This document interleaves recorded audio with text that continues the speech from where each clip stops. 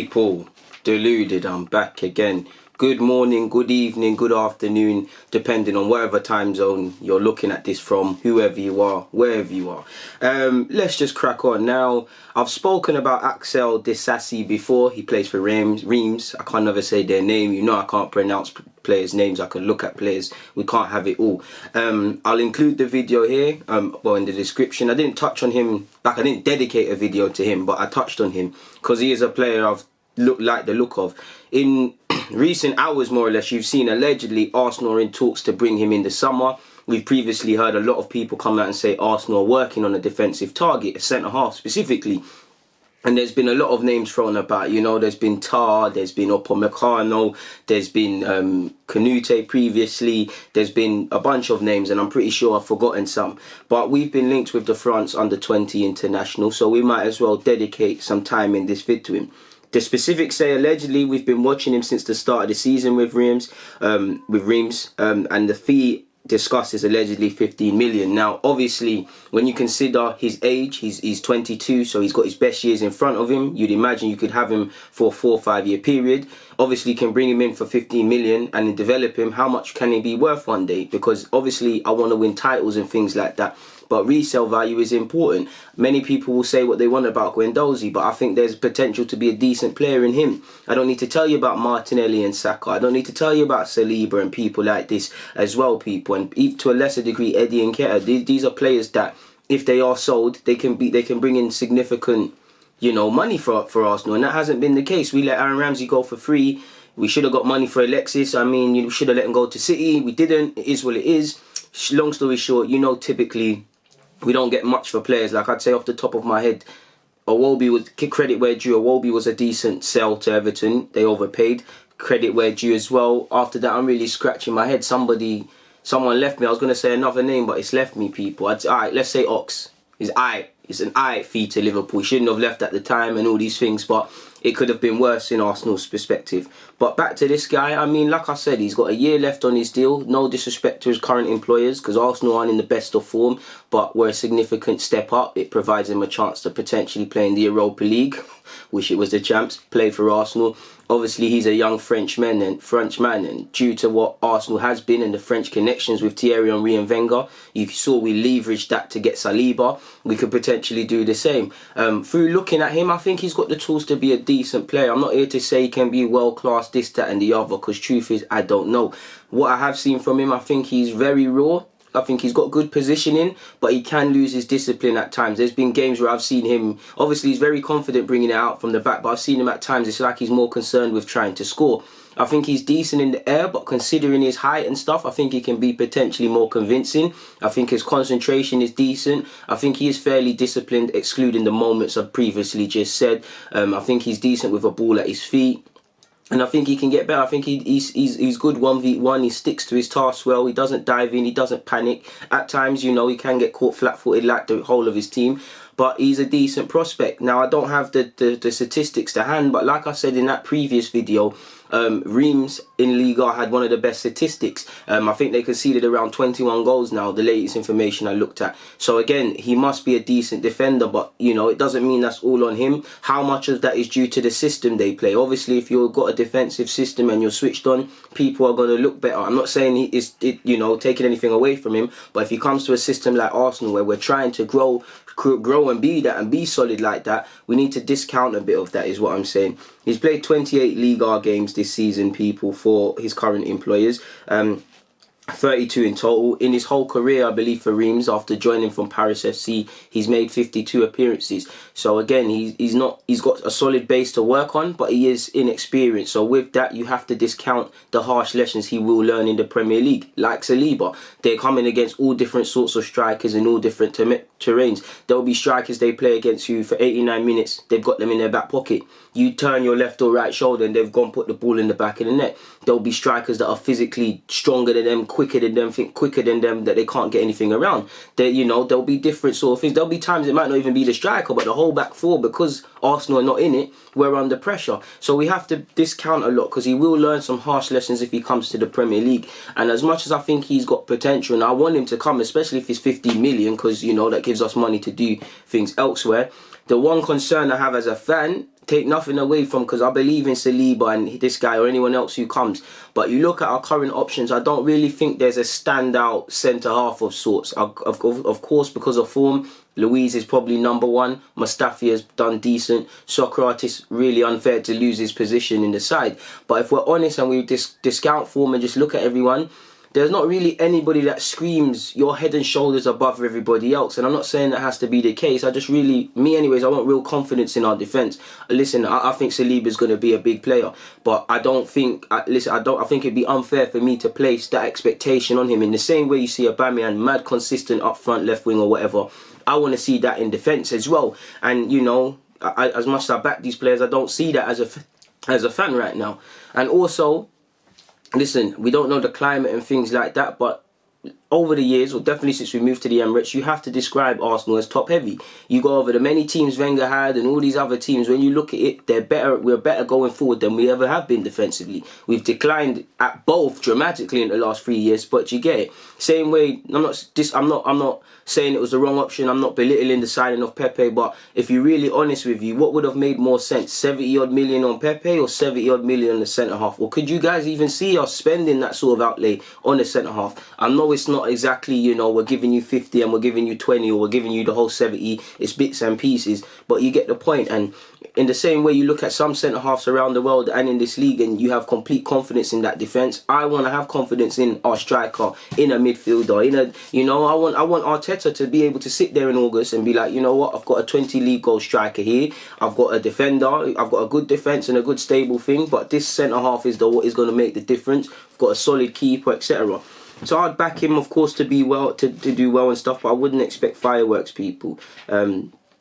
Yeah, man, I think if I remember off the top of my head, he had a decent game against PSG this season. Bit of so-so game against Monaco and Saint Etienne. I could be wrong and getting them all mixed up. But yeah, man, he's a decent player. I'm all for him, people. And Reem's also got a decent player, winger, young player. He's probably not of the level quite yet, but got a lot of potential in Buku. So he's someone I'd look at as well. But hopefully that one's there. We've also been linked with another 16-year-old midfielder, Lemar Bogrande. Now, that's a common name in Holland. I think he plays for Feyenoord. I could be wrong. I don't know too much about him, but what I do know is that for a 16-year-old, he's physically there. He's got wonderful touch. He's very good technically, and he's very composing. When he gets into a tackle, he's not afraid. And you know, I want to see us get the best young player, so I'm all for that signing, to be fair with you. I don't know how the transfer market is going to be impacted. I don't know how Brexit laws are going to impact things, but we may have to change our approach from 16s to 18s. But if you look at our under 18s this season, to put it nicely, it's been a bit of an indifferent one. We've got a strong crop of under 16s, you know, Kyan Edwards, Charlie Patino, Flores, Naughty, Mon Louise, Zach Away. I can sit here and sing all these players' praises until Remy Mitchell, young keeper, until I'm blue in the face. And you know, if you check my skin colour, we'll be here a while. But I do think we need to supplement them with a couple of signings, and it's no coincidence you've seen us linked with a couple of 16-year-olds and things like that, people. Whether it's the lad from Sweden, whether it's this lad from Holland. If I had to push it, and I don't know much, but I would expect to. I think we should go and get a striker to really boost our ranks, and also some midfield options. So yeah, man, he's got the tools to be a decent player. Apparently Spurs want him as well, and United have monitored his progress, but we'll have to see how that one develops. Arsenal have also been linked, as well as AC Milan, with Mandy Camara, the midfielder. Now, if you remember the name, it's because he played for Olympiacos against us, and he was quite a decent player in that game. And to be fair with you, apparently they want 25 million euros. Apparently Arsenal have watched him for a while now. I mean, why not? Apparently we saw previous reports a few months ago that Arteta was the driving force behind that. If that is true, then go out and bring him that player. From what I remember against Arsenal, he was a very decent player. So we'll see what happens in that regards. Keeping up on theme with midfielders though, and Carlos Soler's agent in relation to the Arsenal rumours. Before I begin, if you lot remember, there was talk of Valencia have to sell him because, you know, they've got financial stuff that they need to deal with, and you heard 35 million euros, which, you know, it seems like a bit like they're undercutting themselves for a decent player. I mean, they've got him, they've got Ferran Torres, they've got former Arsenal player Musa coming through the academy, Monza. So they've got some decent young players, but his agent has said Carlos and his family would be delighted to end his career at Valencia. And at the moment, Carlos really identifies with the club and the club identify with him. A different situation would only arrive if it was something very good for him and the club. So what does that tell you, people? That's playing coy on his future. That's not saying yes, that's not saying no. That's simply doing what an agent should do, is keeping all options open. And especially because the season isn't done, we're in April, and the season isn't done due to the issues we're going with. And obviously we don't know how the football market, specifically transfers, is going to react, or have what knock-on effect the society issues we're facing is going to have. So it wouldn't make sense to say, yes, Carlos is definitely staying or definitely leaving. I don't know if there's talk of a new deal or whatever, but there might be. So yeah, that I get that, in that, you know, he wants to stay at Valencia, he's happy, but if an offer comes too good to turn down, he will make the move, or, you know, heads can be turned and things, and we'll have to see. He's been linked with us, he's been linked with United, previously linked with Barcelona. We'll have to see what happens in that regards, because he's a name that continuously surfaces a time and time again. We've also been linked with Kurzawa again, and this time, according to reports, we're very close to announcing the free signing on a 5-year deal. Not too sure if I believe that. In fact, you know, there's no smoke without fire. We've been linked with him for a minute. Apparently tried to get him in January, but I don't think it's going to happen. I think if he was to come, you'd like to think a decision needs to be made over Kolasinac, because then you'd have Tierney, you'd have Kolasinac, you'd have Kurzawa, and assuming Saka stays, you've got Bukayo Saka, who can play as a left back and a left winger sort of thing. So I'm not too sure what to read into that reports, people, but I'm just going to assume it is was and nonsense, people. Because I mentioned Bukayo Saka at left back, I think Nigel Winterburn was speaking on a podcast, and he offered some thoughts that I've kind of been saying. Like, I'm not trying to take anything away from Saka. Saka has played some big games at left back and not been phased, and done very well defensively and stuff. But when we talk in relation to him being a long-term left back, I know the modern day talks about going forward, and Saka is good defensively. But if we really look at it, and take nothing away from him, I'm not belittling it, I'm not getting at it. Saka is my guy, he's certified. But if you was to look at it, his performances, like I said in a previous video, it's at fullback, it's all his highlights or best highlights are not defensive 1v1, not last-ditch tackles, not reading the game, things he would have to learn to play at left back, shortcomings you can actually see. And when you can hear that Luis and Jacques always talking to him, he's a young man, these are concerns that are legit. His best highlights, or his highlights, are him, you know, nutmegging man and setting up goals and stuff. Don't get it wrong, he's not no idiot defensively, you know, he's not a duck out of water, he does his thing defensively, but there's a lot of question marks to be answered there before we speak on that. Has he played against, I don't know, a winger that really wants to take him on and is embarrassing him really and truly consistently? Take nothing away from the young man, from Bukayo Saka, please, I'm not trying to rub him out, I'm just speaking on this. Nigel Winterburn has said, obviously if he improves defensively, he needs to improve defensively. What he should be working on now is showing the opposite players, particularly when it's 1v1, showing them where he wants them to go, where Arteta wants the team to be pushed into. In short, what that means as a fullback, because I was one, obviously when you're further up the field, you want them to come inside. Do you get it, people? Do you get it? You want them to come inside. When the further you are up the field, my manager has told me you want them to come inside because it's congested. When they're near your goal, like near the byline and can put a cross in, you show them down the outside. You cut the cross out, or you throw it for a throw-in or whatever. You don't want them to come inside and have a shot. Do you get it? You don't want them to do anything. That's basically what he's saying. Saka is decent defensively. Just hasn't, you know, we haven't seen him come out of that fire alive sort of thing in a game like that, because he's very switched on. He's someone that what I like about Saka is he's an intelligent footballer. He can be quickly given information and react to it, sort of thing. You see Xhaka and Luis coaching him through games. Clearly Arteta has given him numerous tasks in a bunch of positions, and he does it. That's one thing I like about Saka. He's effective with his playing style and his coachability. The ability to retain information in life is very slipped on.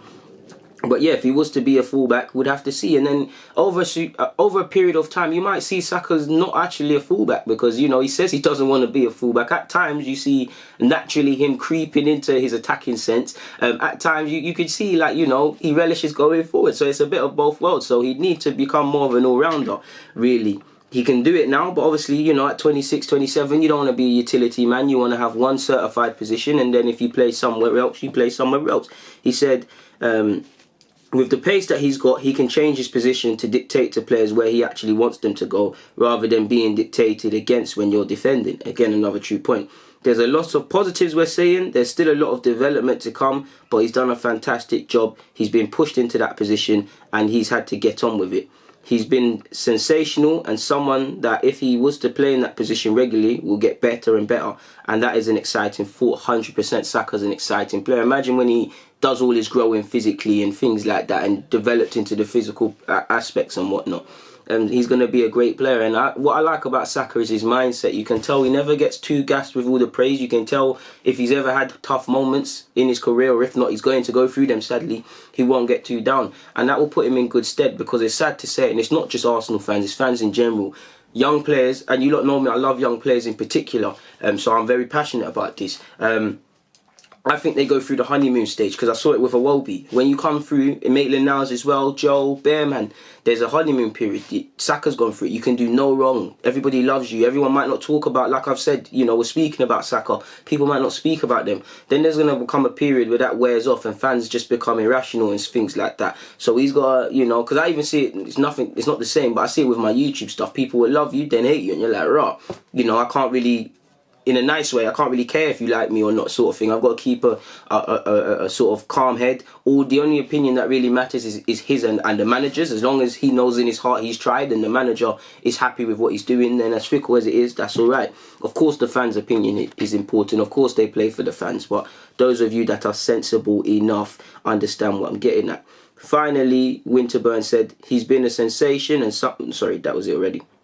He said the role suits him very well. In terms of what he's done at left back, it's absolutely incredible. He's adapted well, and what I love is that he's doing is moving forward and coming onto the ball, and he's almost not being marked. He's so dangerous when he's in possession of the ball, and his quality of crossing in some of the balls he's put in for some of the goals is absolutely sensational. And what can I say? You lot seen, like, it's got to the point, you know what, Saka's not even he's a young player, but he's like Martinelli, like, it's being young kind of irrelevant now. It's like they're certified cold-blooded killers, first-team players now. Like, you listen, Saka's a joy to watch, because, listen, I'm not going to sit here and say I thought he would have adapted as quickly to the first team environment as he has, but looking at it, you know, it was always coming, because every time he's been one of these men that are playing a year, 2 years above. When he was a schoolboy playing for the under-18s in the FA Youth Cup, was not phased. When he stepped up to 23s, was not phased. It's ridiculous. I think he's still even eligible to play under-18s and play in the FA Youth Cup. Well, that's one thing I really love about him, and that's testament to how he is as a makeup. That's actually testament to how he's been raised. He takes everything in a positive way in his stride. Of course, he probably is victim of nerves and everything that any human would be, but you never see it from him, and that's going to stand him in good stead whether he has a long-term future here or elsewhere, because eventually there will be question marks. If he moves to left wing, people eventually are going to say, can you get 10 goals, 10 assists? What are you saying, sort of thing. I believe in Saka's ability, whether it's left back, left wing, whatever. I think, listen, it's a pleasure for him to be at this club. You lot know me, I love young players, you know, and I do think, again, not everyone's going to be Bukayo Saka and Martinelli and be regulars. Some man got to be squad players, some man got to be rotation options, some man got to be regulars, but their job's not as glamorous. And I do believe the current crop of young players we have in and around the team are slightly below. We do have a couple that can actually progress the first team and forge careers out for Arsenal, and the ones that can't, we can make decent dollar on them, or should be making decent pounds on them. But for now, I've got nothing more to add. I'm not going to bore you lot anymore. I'm going to get out of here. People, deluded.